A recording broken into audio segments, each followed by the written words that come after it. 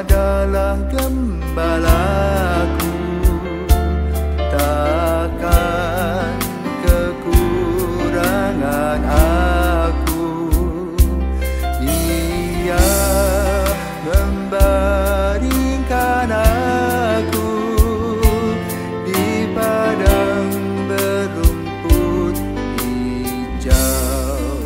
Saudara-saudari yang terkasih, selamat pagi. Salam jumpa lagi dalam Sabda Siap Saji. Selasa 23 April 2024, Pekan Paskah keempat. Marilah kita berdoa dalam nama Bapa dan Putra dan Roh Kudus. Amin.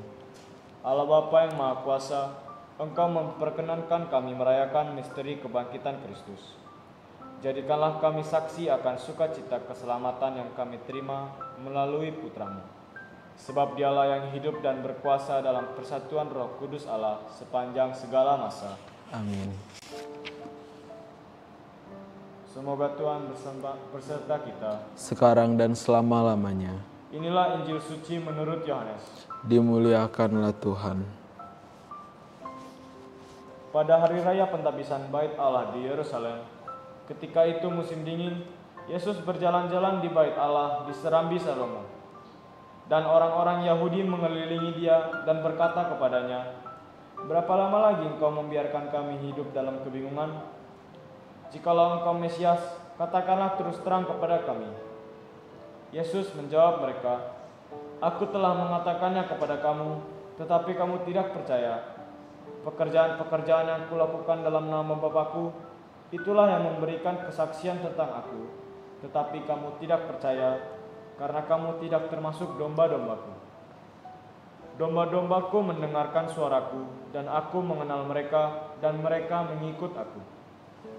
Aku memberikan hidup yang kekal kepada mereka, dan mereka pasti tidak akan binasa sampai selama-lamanya, dan seorang pun tidak akan merebut mereka dari tanganku. Bapa-Ku yang memberikan mereka kepadaku lebih besar daripada siapapun, dan seorang pun tidak dapat merebut mereka dari tangan Bapa. Aku dan Bapa adalah satu." Demikianlah sabda Tuhan. Terpujilah Kristus. Selamat pagi Leon. Selamat pagi Hendrik. Saya ingin bertanya kepada Leon. Menurut Leon, apa yang membuat pada zaman dulu itu orang-orang pengikut Kristus pada waktu itu bisa percaya bahwa segala mujizat yang dilakukan Yesus itu nyata? Mengapa bisa mereka sangat yakin dan percaya? Oke, jadi Hendrik dan saudara-saudara yang terkasih, orang-orang pada zaman Yesus itu bisa percaya kepada mujizat yang Yesus lakukan itu karena mereka itu mau membuka diri kepada Yesus. Mereka mau membuka diri. Yang pertama, kenapa mereka mau membuka diri? Karena mereka sudah ada rasa percaya dalam dirinya mereka sendiri. Maka dari itu mereka mau membuka diri kepada Yesus. Membuka diri dalam artian mereka mau mengikuti arahan yang Yesus lakukan pada saat itu. Setelah mereka mau membuka diri, lalu mereka mau mendengarkan firman yang Yesus lakukan. Sebenarnya kuncinya itu di situ. Mendengarkan firman Tuhan itu sama dengan kita meresapi kasih dan karunia Allah yang selalu hadir setiap waktu. Mungkin kalau misalkan kita tidak mendengarkan firman Tuhan, tidak meresapinya, mungkin kita tidak bisa merasakan seberapa besar sih cinta Tuhan kepada kita sendiri gitu kan. Nah, tapi kalau misalnya kita mau mendengarkan firman Tuhan, merenungkannya, seperti yang sudah kita lakukan dalam bacaan rohani, nah sebenarnya itu secara tidak langsung itu kasih dan karunia Allah itu sudah kita rasakan. Nah, contoh kecil saja nih Hendrik, kita masih dikasih nafas kehidupan nih sampai saat ini.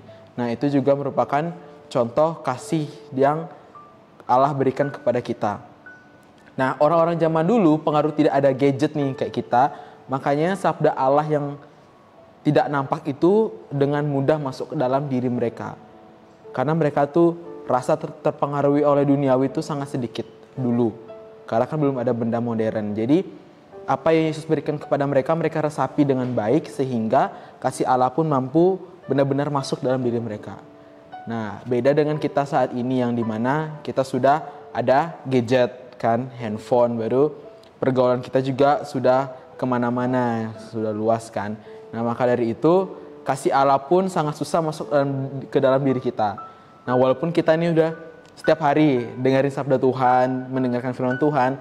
Tapi saat kita di luar itu kan berbeda kan. Jadi kita juga pasti tidak akan mengingat hal tersebut gitu kan. Nah, inilah yang sebenarnya menjadi tantangan sebenarnya untuk kita manusia zaman sekarang dibandingkan dengan orang-orang pada saat zaman Yesus. Sebenarnya tantangan itu sendiri tuh hadir di dalam diri kita sendiri. Nah, diri kita sendiri yang membuat tantangan tersebut sehingga hal-hal yang menyangkut kepribadian Allah itu sangat susah masuk ke dalam diri kita. Nah, hati kita tuh kayak dibentengi gitu oleh hal-hal duniawi yang sangat kuat pada saat ini. Kalau misalkan kita tidak kuat, kita tidak bisa mengantisipasi hal tersebut, kita akan lenyap oleh hal-hal duniawi tersebut. Sehingga mau sebesar apapun rahmat Tuhan, ya kita tidak bisa merasakannya gitu kan. Karena hati kita sudah tertutup gitu kan. Nah, syukur-syukur nih kita para seminaris saat ini itu masih diberikan karunia oleh Allah untuk dibuka hatinya, dibuka dirinya supaya mau menerima firman Allah dan lebihnya itu mendengarkan panggilan Tuhan. Nah, itu poin plusnya kita nih saat ini itu kan. Jadi kita tuh sedikit berbeda dengan remaja-remaja di luaran sana gitu. Nah, kita tuh mau meresapi apa yang Allah berikan kepada kita. Jadi menurut saya itu ini poin plusnya kita gitu kan. Nah, tetapi pengaruh kita ini juga masih labil ya, masih remaja. Mungkin sikap baik kita tuh mungkin cuma ada di seminari. Kita tidak tahu kan di luar sana kita juga bisa berubah. Nah, bagaimana cara diri kita itu harus tetap membentengi hati kita supaya tidak terjerat oleh pergaulan-pergaulan yang ada di luar. Nah, pergaulan bebas. Salah satunya menurut saya yang paling penting adalah tetap membaca kitab suci setiap hari.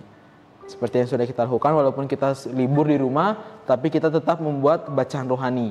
Nah, walaupun itu hal yang kecil, tapi bagi saya itu manfaatnya itu sangat besar. Karena hal yang besar itu dimulai dari hal yang kecil gitu kan. Seperti yang sudah kita lakukan. Nah, Hendrik, maka dari itu pada hari ini, Yesus tuh mengajak kita, cobalah kita untuk membuka mata dan hati kita. Supaya kita bisa melihat kasih yang sebenarnya Yesus berikan kepada kita itu sangat besar loh bagi diri kita kan. Bahkan dia sudah memberikan kita orang tua yang baik yang mau mengurus kita hingga saat ini. Bahkan kita disekolahkan di tempat yang bagus, sebenarnya itu semua tuh kasih Allah kepada kita. Maka dari itu Yesus sebenarnya ingin menyentil kita dengan ucapan, sebenarnya dia sudah memperlihatkan kasih karunia-Nya kepada kita, tetapi kita sendiri yang tidak bisa merasakan hal tersebut. Sudah pengaruh hati kita tuh masih keras.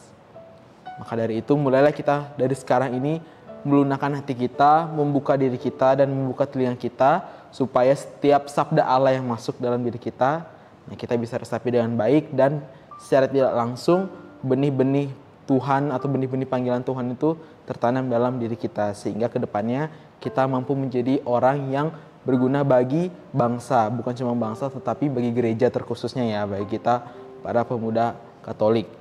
Nah, dengan demikian pelayanan yang kita lakukan bagi gereja pun akan bermanfaat bagi diri kita sendiri, terutama nanti saat kita sudah menghadap Tuhan.